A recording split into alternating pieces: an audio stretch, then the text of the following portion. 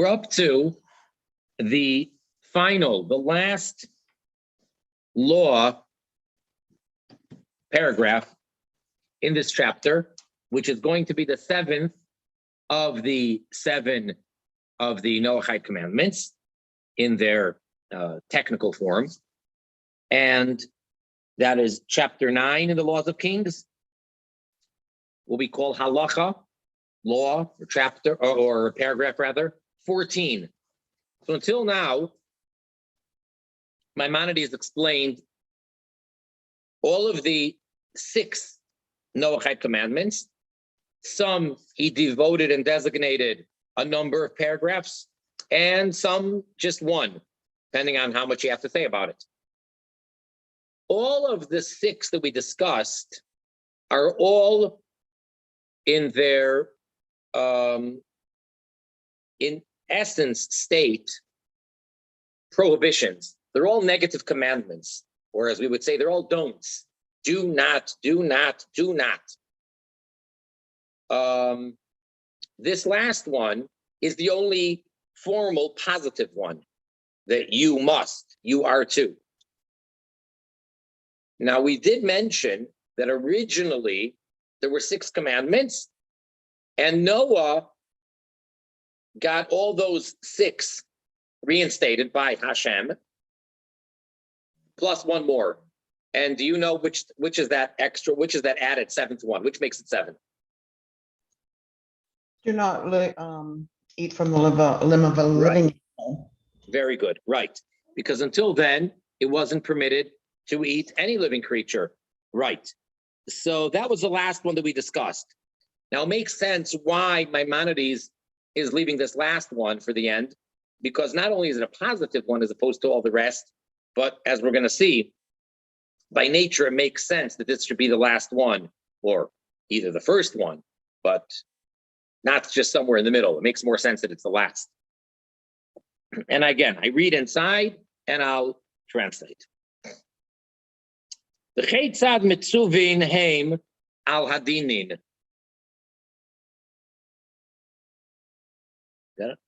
And how are they, the Noachites, commanded on the commandment of dinin, laws, or as we would say, a court system, some type of a judicial system, to have judges in place. What does that mitzvah mean? And this is going to be just one halach. Chayavin, they are mandated, they're obligated, lohishiv, to place dayanin v'shoiftim, judges. These are 2 terms for judges. B'chol pelech v'felech. In every, so using today's terminology, at least in this part of the world that we live in, I would translate that as county. You could say region. Literally, pelech is a piece of an area. It's the same word, actually, that fruits that have different sections, like a pomegranate or citrus fruits that you just break off the inside pieces, it's the same word, it's the same root in the Hebrew language. So it basically means a piece of something whole. So that would be a county or a region, maybe even a neighborhood.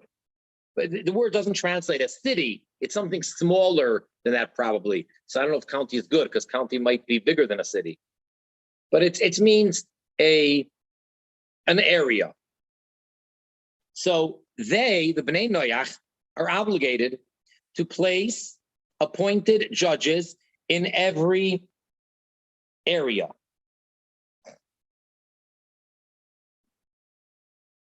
Ladun, to judge, b'sheish mitzvos elu, in these 6 commandments, meaning the ones that we just explained until now throughout the chapter. So those 6. So now they are to judge whether people are keeping these 6. Ulahazhir es ha'am, and to warn the people.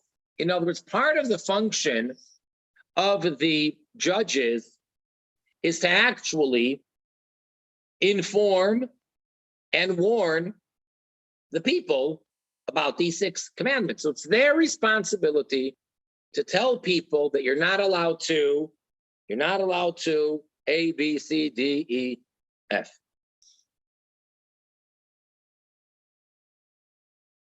Uven Noach she'avar alachas misheva mitzvahs elu. And a Noachide that transgressed one of these 6. Hi, welcome.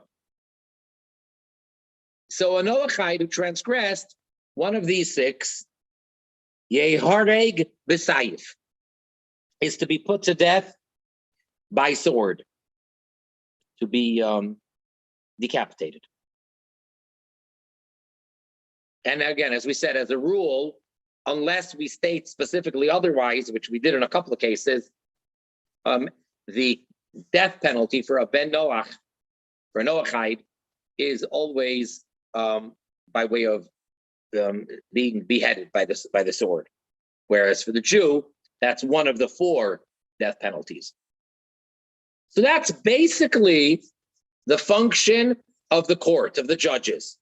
A, to warn everybody, whatever that means, however that's to be done.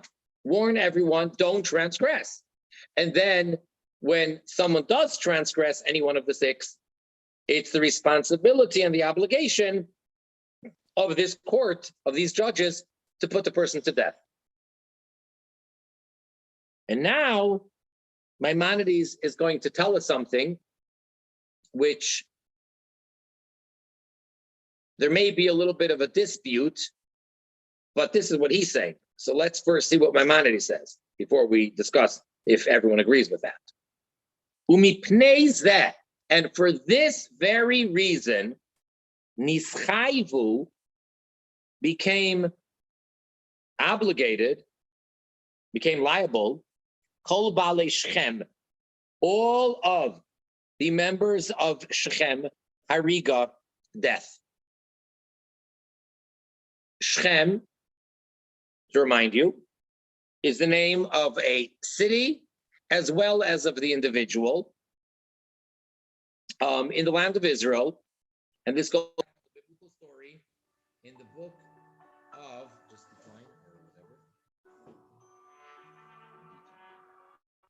In the book of Bereshit, Genesis, in the Torah portion of Vayishlach.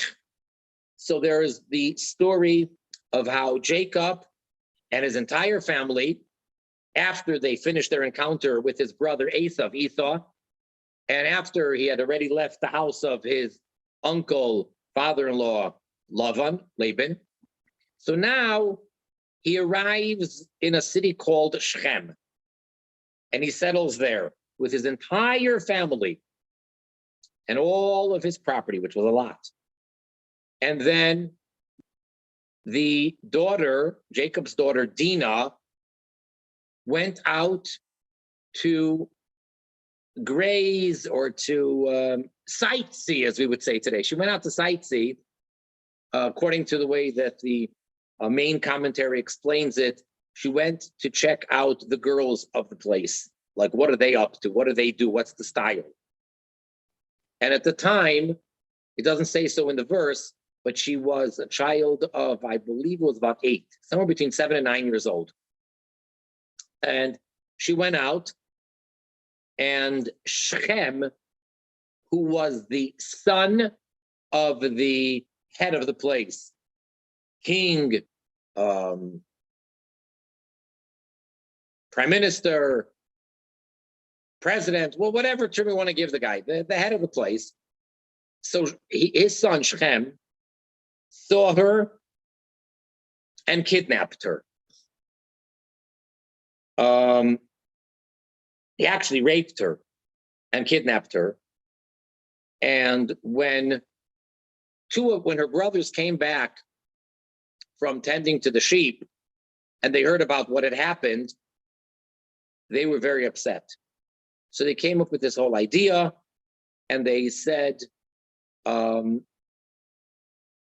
long story short, they told Shechem and his father, we will agree to your request of intermarrying with you, of allowing our daughters to marry your men, and we will take your daughters for us.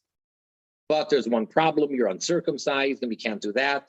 So if you will circumcise all of your male, everybody, old and young, then you have a deal. So then Shechem and his father, Hamor, went back to the people. They had a council meeting of the whole place, and they told them, they convinced them that this family is very worthwhile to stay here. We will financially benefit tremendously if they move into town. And there's only one thing that we have to do. And they all agreed. So they were all circumcised. And on the third day, her two brothers, brother number 2 and brother number 3, Shimon and Levi, which were 13 and 14 years old at the time, they went and they killed all the men of Shechem. And they took the women and the children as captives, as slaves. They killed out, we don't know how many, but it was an entire city, all the men. And that's pretty much that piece of the story. So Maimonides here is justifying what they did. He said, how did they have a right to kill an entire city? What's that, just revenge? It's one thing to take their sister back.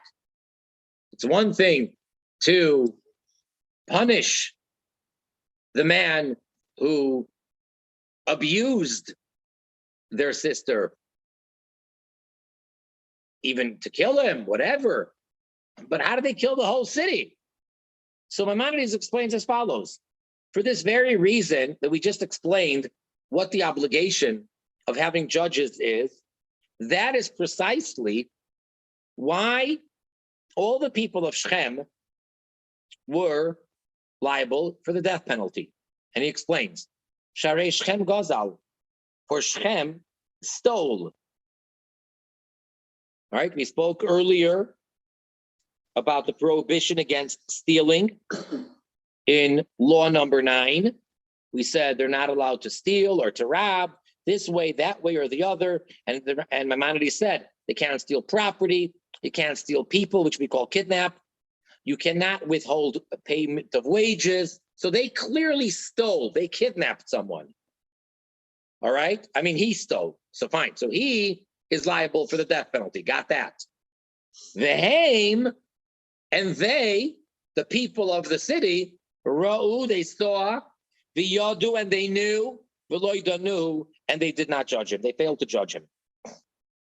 In other words, it wasn't like someone was missing and we don't know who the culprit was. We don't know who the aggressor was.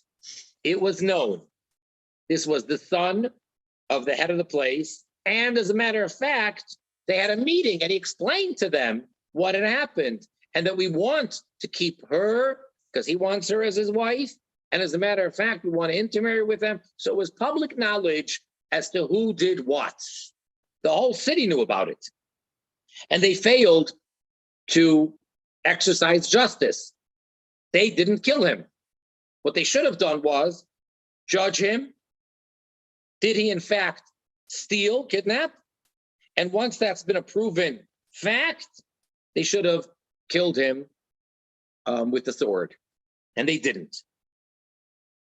And therefore, they are all transgressors. You could say sort of by extension, but they are all transgressors of this commandment of failing to have a proper judicial system. Now,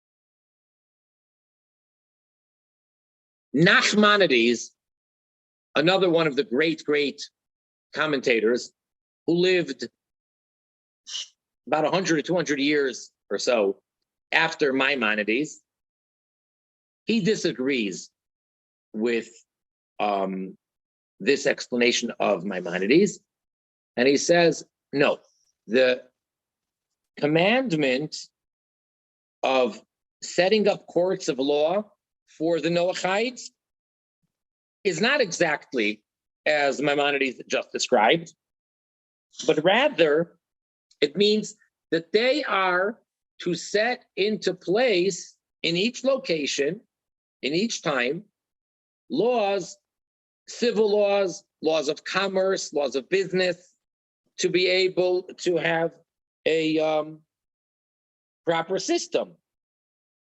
And it gets very detailed, but let's just keep it simple.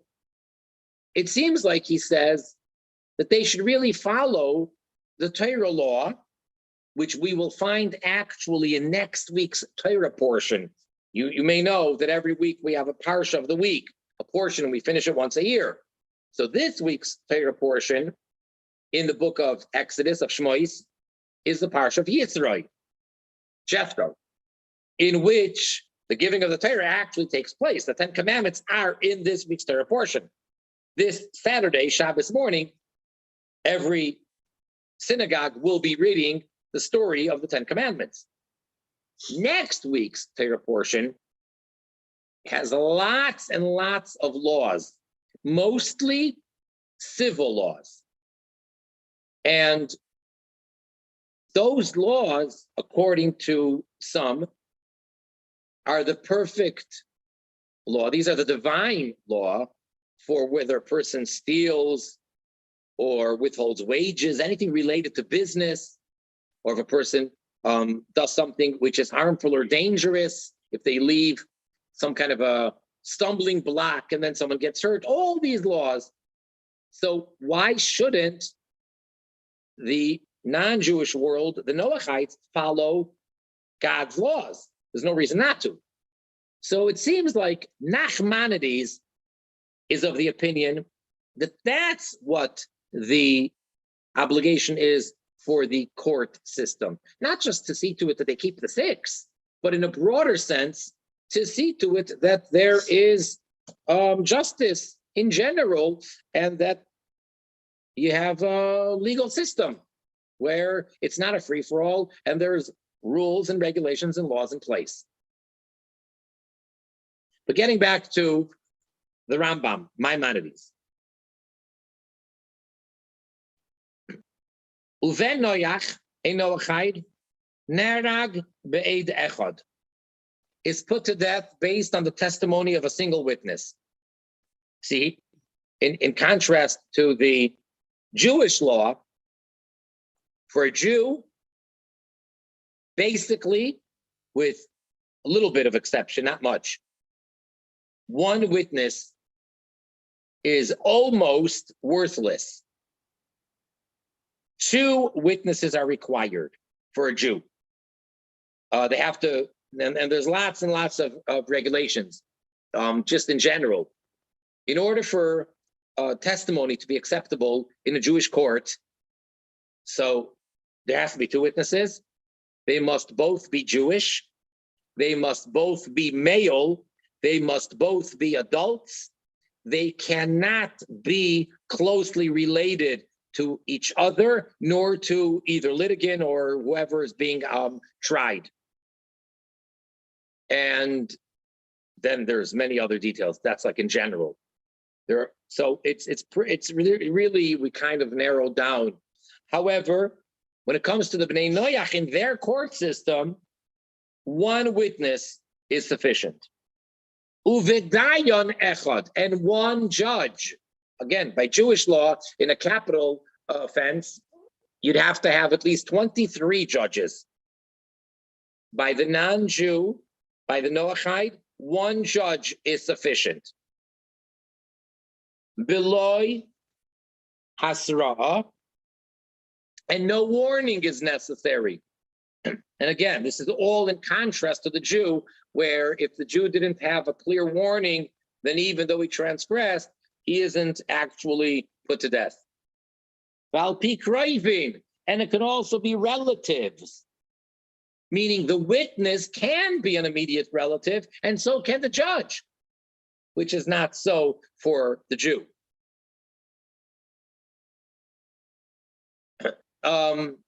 Avaloi beidus isha, but it cannot be a woman who's the single judge, a single witness. V'loi tadun isha lahem, and a woman also should not judge for them.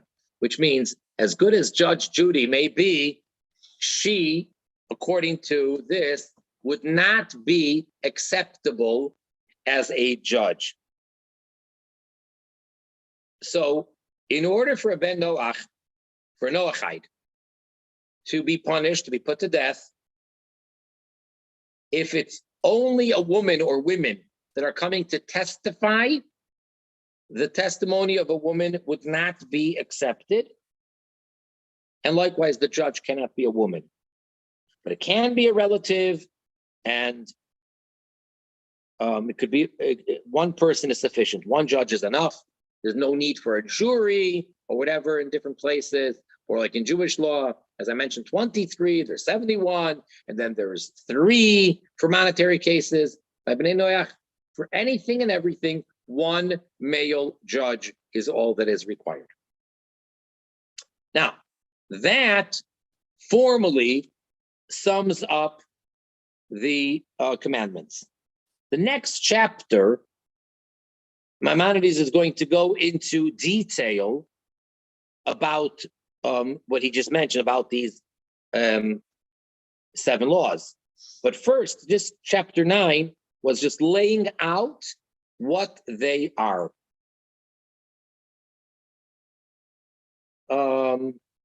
So before we even move on to the next chapter, any questions or comments about today's law of court, establishing courts?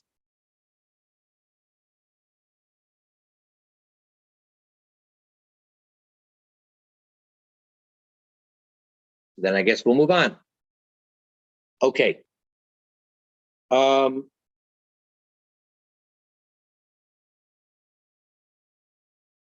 Practically speaking,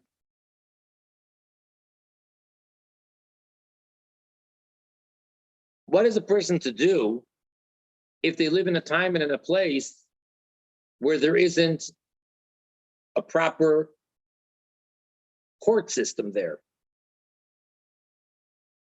I guess they'd have to move to where there is some law and order in place. Because according to Maimonides, that was the transgression of the people, seemingly innocent citizens of the city of Shechem.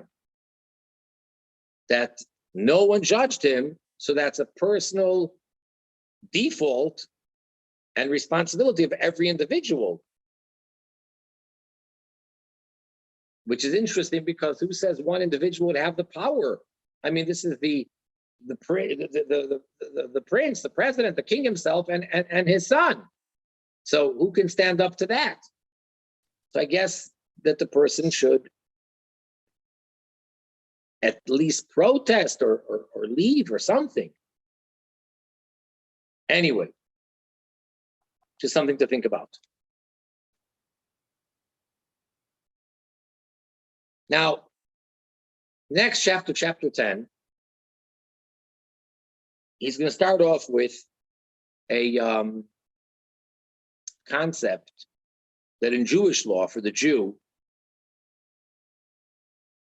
is discussed very often. And that's the concept of accidental or inadvertent. A mistake or forgot. Oops, I forgot. Right? Whatever it may be. If a Jew transgresses and he forgot.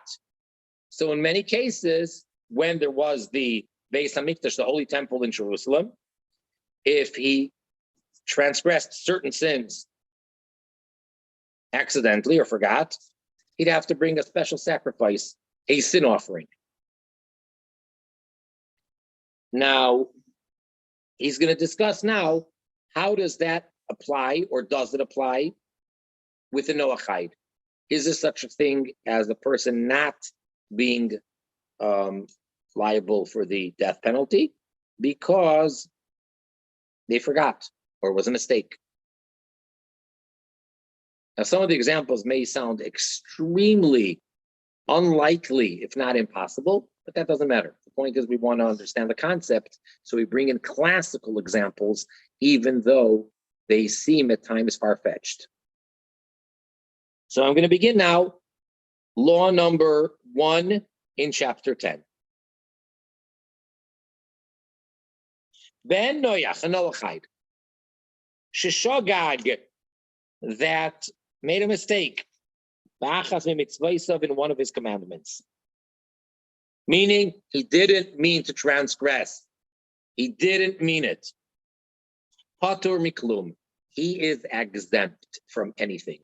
No death, no punishment. You don't give him a beating. You don't give him a fine.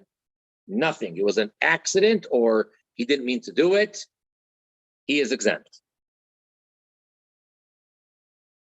Chutz, with the exception of Meiroitzeach bishkaga.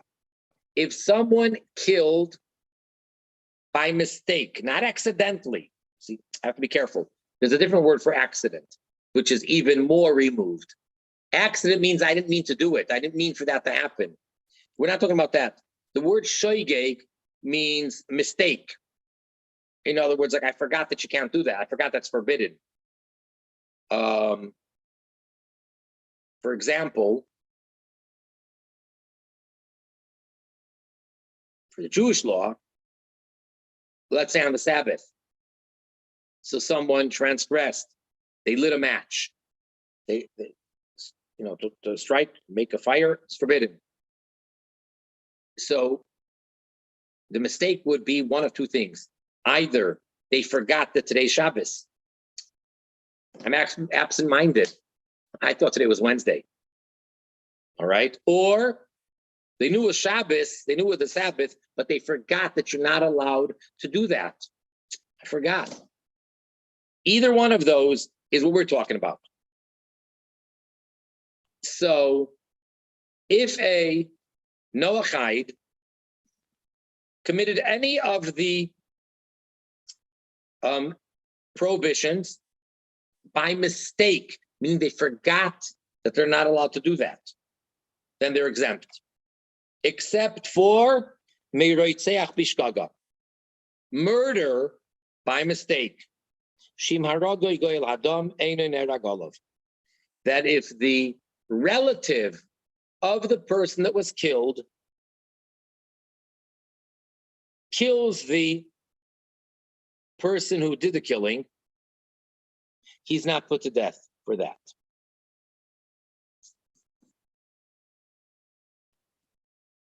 Which again is different than the Jewish law. Jewish law, there's a very interesting commandment that if someone accidentally killed someone, then the person who did the killing runs away to a city of refuge, and then he's safe over there. And if he leaves the city of refuge, then the relatives of the victim are permitted to actually kill the person who killed their relative.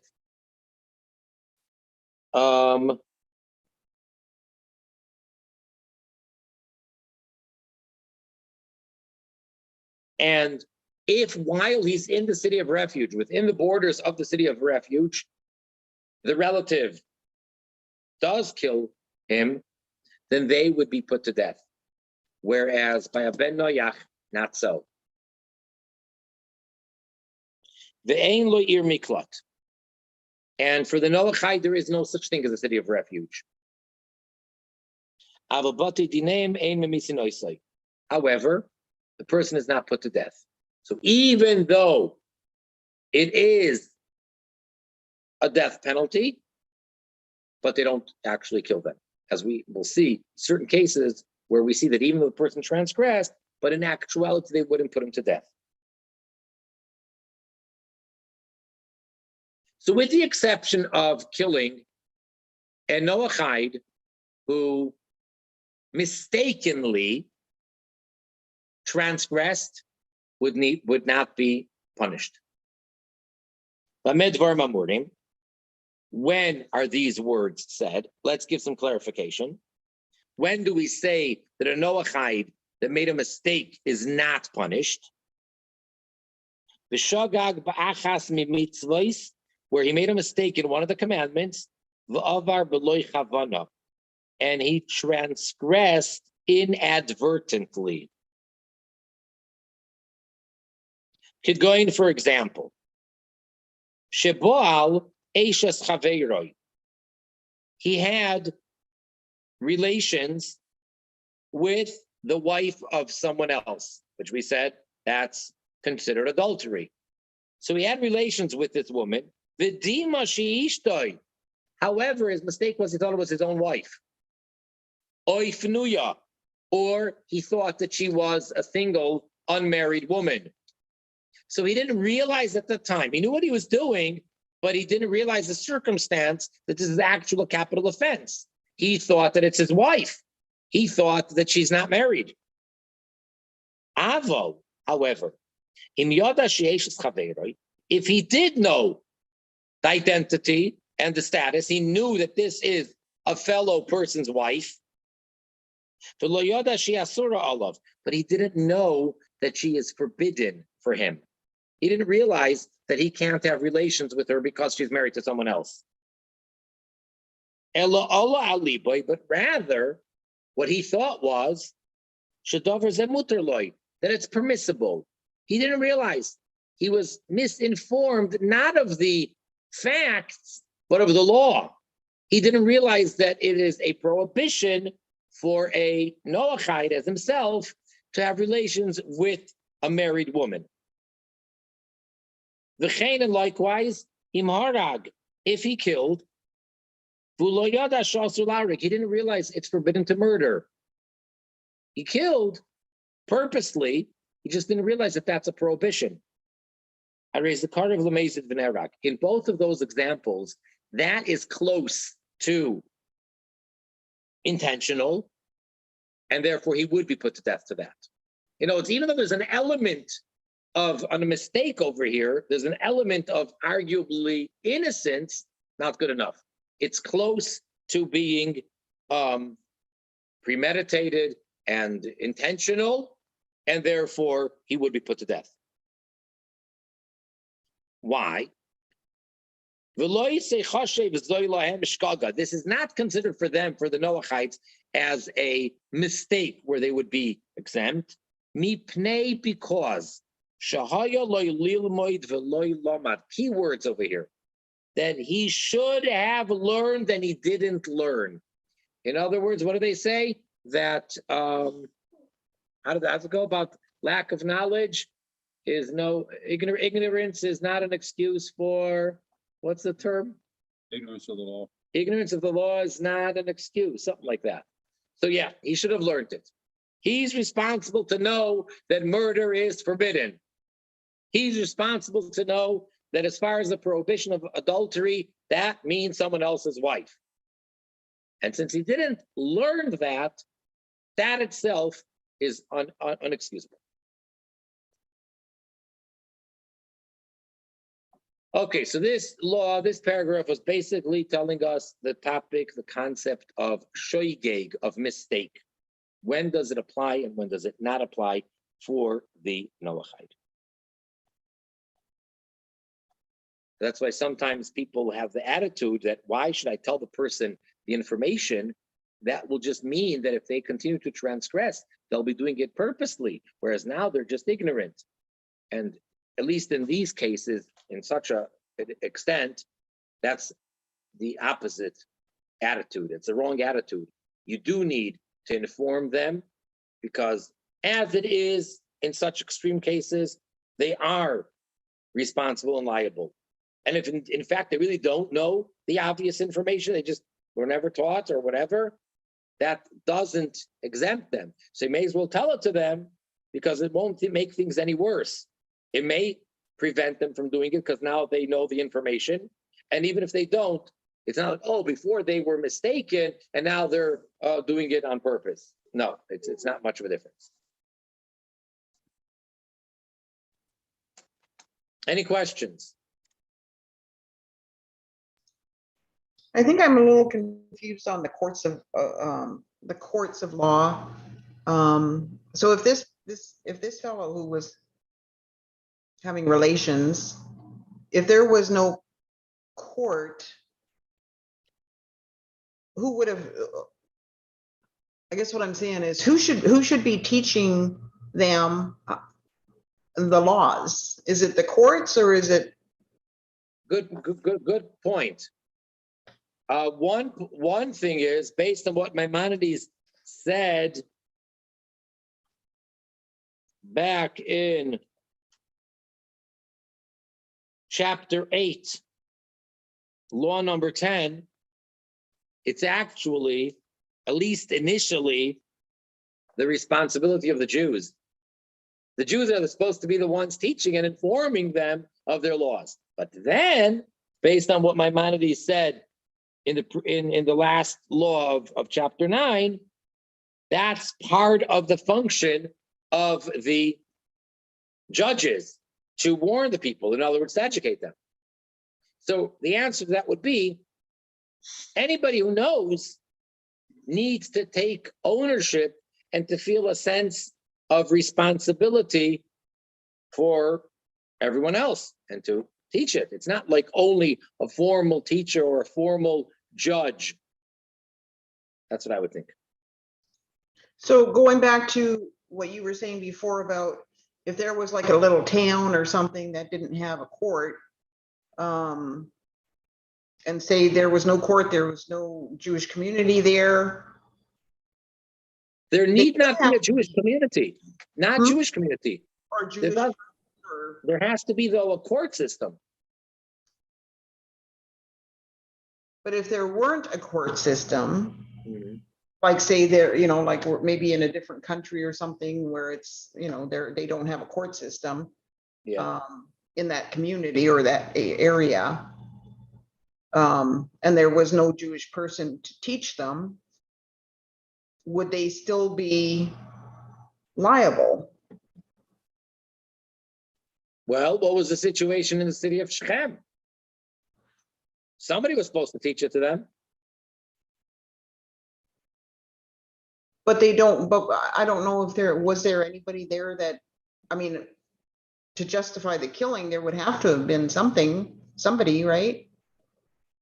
In that case, they judged this case and they took the law into their own hands. The two sons, Shimon and Levi, the two sons of Jacob. But if there was no court, if nobody told them, then they wouldn't really be guilty, would they? If nobody told them that murder was, or that whatever was wrong. Well, we just said now that they should have learned and they didn't. Now, there's a certain basic obligation that we can obligate everybody. Certain basic things everybody is responsible to know. You can't say, well, I'm third generation living in this jungle, which is a free-for-all, and therefore I don't know anything. That's not acceptable. Somehow we expect that everybody somehow is supposed to find out these laws. Don't forget, these laws, even though Maimonides is going to say that ideally you shouldn't keep them because they're logical and they make sense, but they are. These laws are not, certain things which are beyond logic. One by one, every one of these laws is something which any civilization would in one way or another adopt. Any human being should understand to some degree, these laws.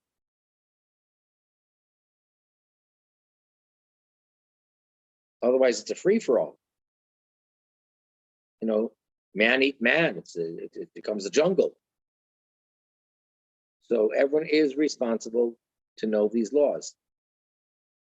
See, when it comes to a Jew, similarly, we say that once he turns to an adult, 13 years old for a boy, he's responsible. to keep everything. Now, how's he supposed to know? So that was the obligation of his father to educate him. And what happens if the father failed to do so? Father didn't. Either the father died when the child was very young or an infant or before his birth. So there was no father in that case. So who's responsible to educate him and teach him? So in that case, we say that it's the Jewish community. It's the court system, so to say. They take responsibility for every orphan in this case. So similarly, I would think that when it comes to the Noachites, that there's got to be some kind of a authority that is held accountable and responsible to see to it to get everyone on board.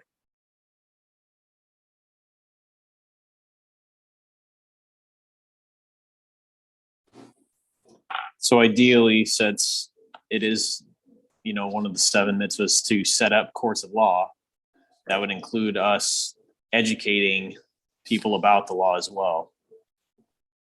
About the other 6, you're saying? About the other 6, yes. According to Maimonides, that is true. Yes. Okay.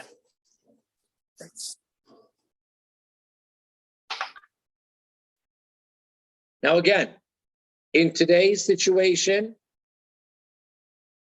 we don't have the power to actually kill people for transgressing. If the guy stole a penny, we don't have the power to put him to death. But that doesn't mean that we're not supposed to teach them what the law is, even though the system today doesn't actually punish like that. There's still, it's a fulfillment of this law by having a judicial system in place. But parenthetically, I would say that the ongoing debate as to whether we are for or against the death penalty, seemingly we are for it. I know some states have it, some don't. Seemingly, the death penalty is the right thing, because assuming that the person transgressed one of these 7 laws or 6 laws, I don't think they give the death penalty for anything less than something like murder or something up there, premeditated first-degree murder, or things like of that nature.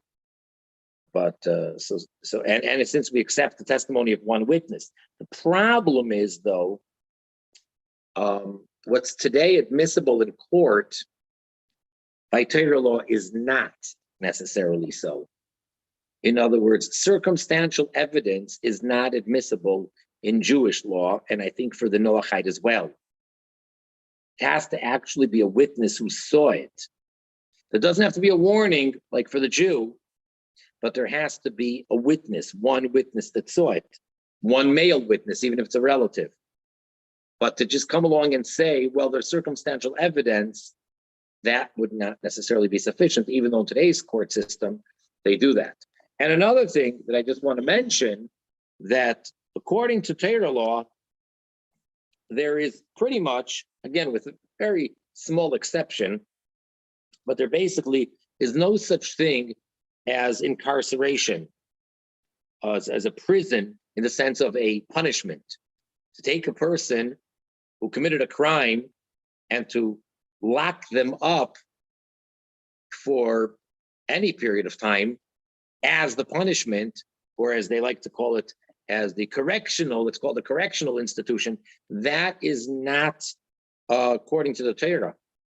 And the Lubavitcher Rebbe, Melech HaMashiach, actually spoke about this in 1984, I think, in the summer of either 84 or 85, explaining the Torah view on the whole system. Because, well, actually what happened was then that Saturday, that Shabbos, at the gathering where he would speak generally on Shabbos afternoon.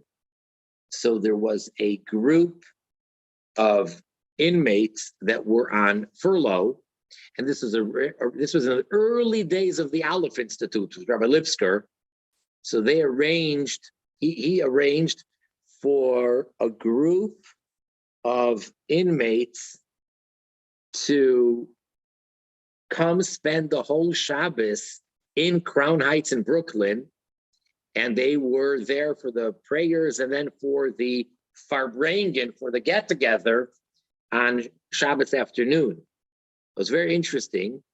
And they were initially, it's very hard to get a seat over there, thousands of people, and people have seats and you have to come early to get a good seat. Otherwise people are standing.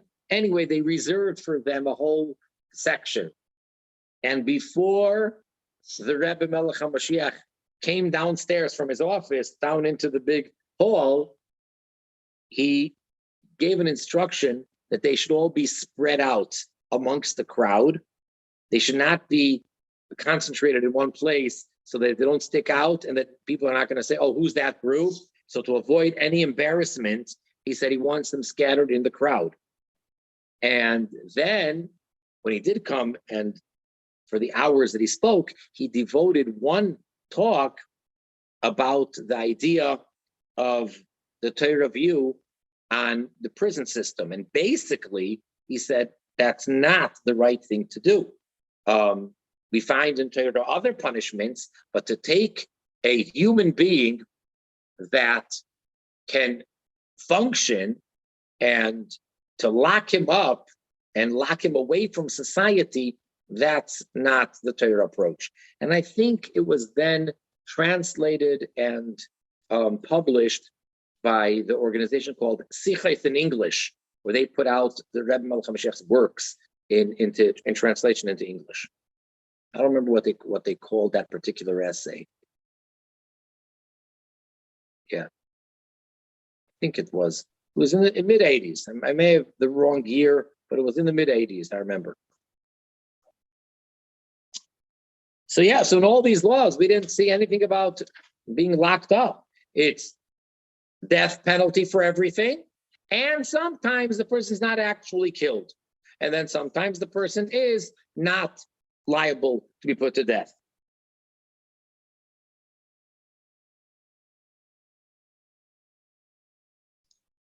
So I guess juries aren't.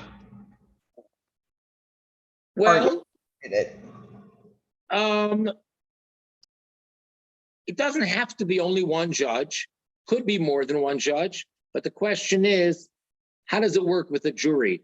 I never really understood why they take people that are uneducated in the law and they're taking people, intelligent people, off the street, and the guy could be a doctor, an engineer, a custodian, could be anybody, and they take a group of these random people who didn't study law, and what are they supposed to do? So how are they supposed to determine it? Why do they get to decide the fate of the individual? I don't get it. Well, I think the judge actually can overrule their decision, but So they're just there to suggest what the ruling should be? I'm Or sorry. they want to get a feel of what is your average person off the street? What would they think or feel? I mean, Well, I don't think the judge overrules them very often. I think that's more of a rare instance, but you're supposed to be judged by your peers or something. I think that's in, I don't know, Constitution or just law books or something like that. So is the judge not a peer? well, there are, I think there's different kinds of ways of you can have the judge make the decision, or you can have a jury. Some places. Right, but I'm saying you can have I have no problem with having 12 judges, but shouldn't they all be judges who are well versed in the law of the land? Well, then they'd never get anything done.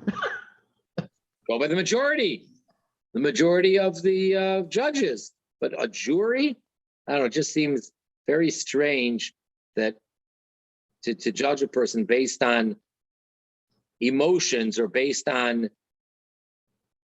common sense. That seems like that's what they're doing. They're basing it on common sense. And even though there's all these laws, I don't know. But according to the Torah, it needs to be someone who's judging.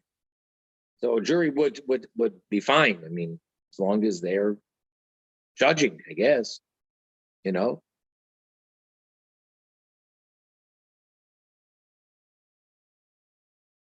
Now, let's do one more law. This was about shoygeg, which means mistake. Now, the next one is about what we call oines, which means coercion. Ben Noach, a Noachide, she'anosoi anos, that if someone forced him, literally by force, lavar alachas mitzvaysav, to transgress one of his commandments. It was at gunpoint. It was a real threat. Mutar loy lavar, he is permitted to transgress. In other words, you're not obligated to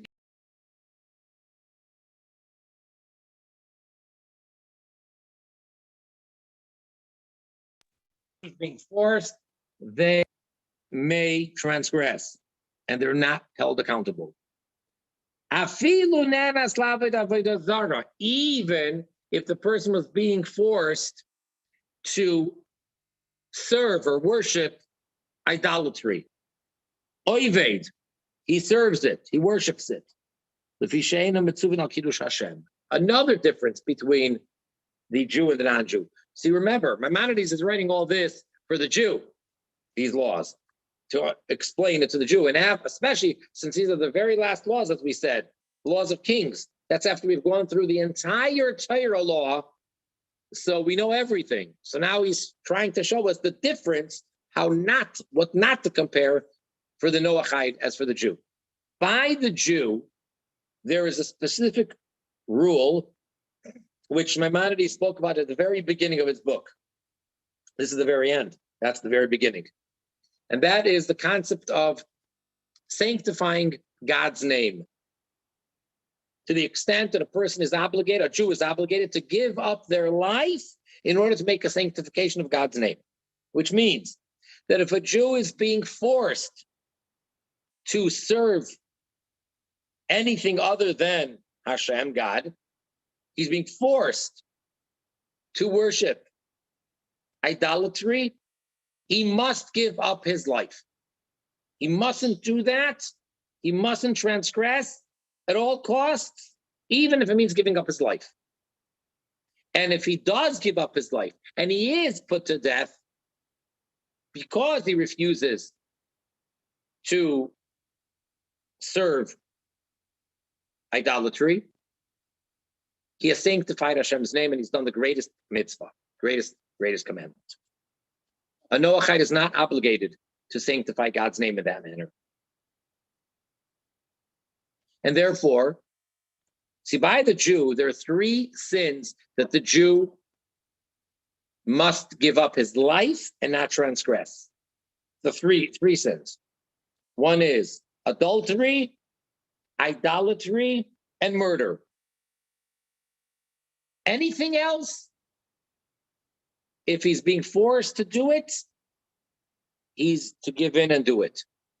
I mean, depends why they're doing it, but I don't want to get into all the details, but basically any other besides those three, if the Jew is being coerced and it's a matter of life and death, he is to live, even though that means transgressing, except for those three. By Noachite, there's no exception. Even for those three, even for Avodah Zarah, for idolatry, he is to transgress. And we never punish amongst the Noachites loy katan, not a minor. There's no such thing as punishing a minor. And not someone who's deaf mute. and not someone who is insane.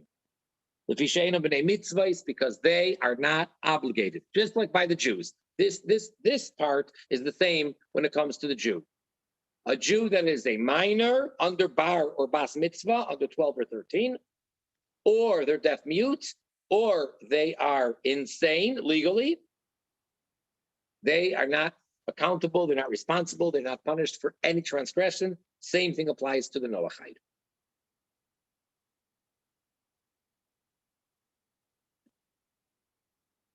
All right? Okay, I have a question. Yes. On this, okay, so some guy, let's say A, forces another guy, B, to rob a bank. Yes. Now, can B, the one who was forced,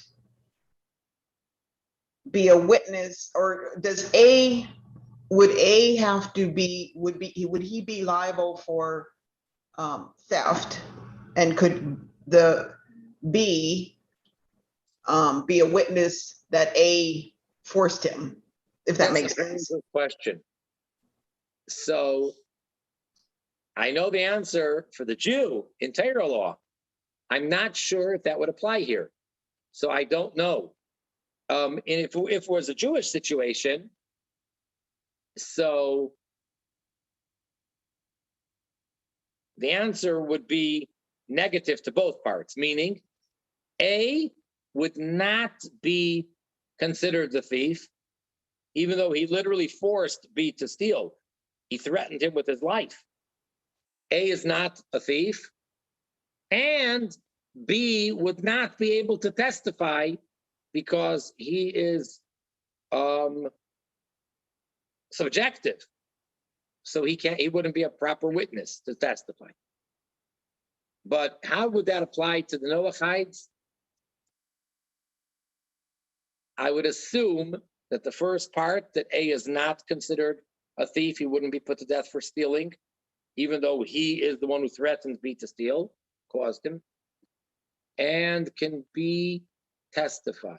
That part, I think he might be, because we said relatives can testify, so B might also be able to testify in this case. Well, what is he testifying to? That A forced him to steal. And therefore, so he's trying basically to free himself. So you can't testify about yourself.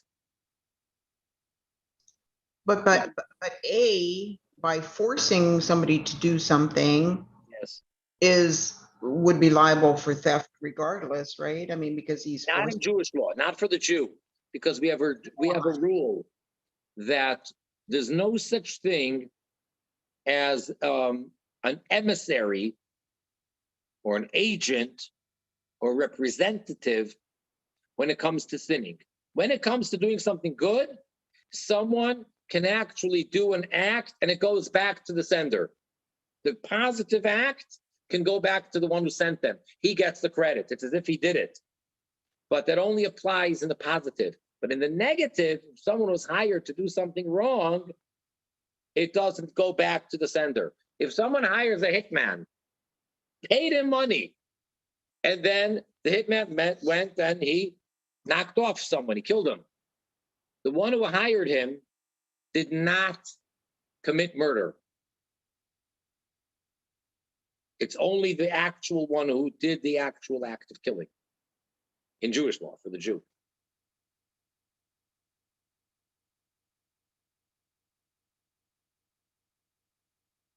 So I'm assuming, I have no reason to think that it's different for the Noachide. That if you hire someone to do a sin, you're an accomplice, it's not right, whatever it is, but it's not a capital offense. You didn't do it. And as far as testifying, so again, in your example, B is testifying that what? That he shouldn't be put to death because he's not really a thief, because he was forced to, and we just learned over here that you're allowed to transgress. Well, he's testifying, that's his argument. He needs witnesses. If he could produce a witness that in fact is what happened, then he'd be free. But that wouldn't make A liable to be put to death. The problem is, if there are no witnesses that A was threatening B and forcing him, and there is a witness that B actually stole, so then, B has to prove his innocence. And how is he supposed to do that? It's just his word. So there is no innocent unless proven guilty. It's kind of the other way around. Is that right?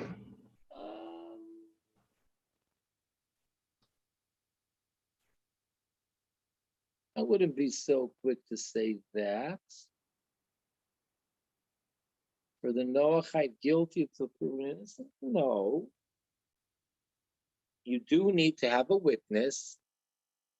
And until there's a witness, the person is innocent.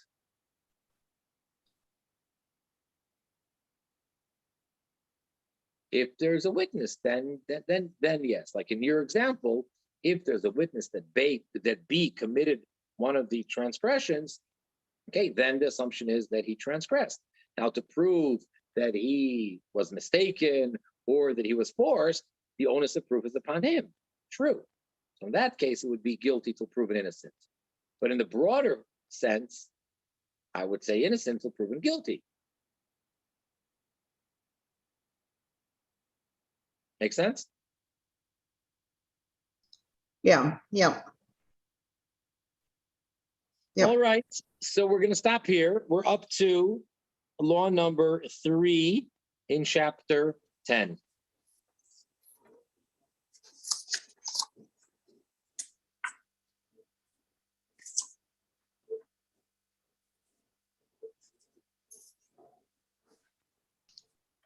Well, that one looks kind of interesting. We're going to have questions on that one too. Well, if we're going to get that brings us into the concept of ger toishav. Yes. Right. Yep. All righty. Thank you, Get Rabbi. into Sure. Makos, if she has any more questions about that, Makos 9a that explains more in depth. It brings in other opinions, but it also, cites the Rambam as well. Right. That's where it speaks all about this idea of the cities of refuge, etc. Then it gets into them. Yeah. Okay, thanks, Adam. Okay, you bet. All right. Excellent. Okay. All the best. Lila, go. You guys know whose birthday was today? That on the Hebrew calendar, at least. Today was Rabbi Shimon's birthday. I don't know who that is. Oh, okay. Sorry. Fine. See All you next right. week. See you next week. Thanks. Okay, be well.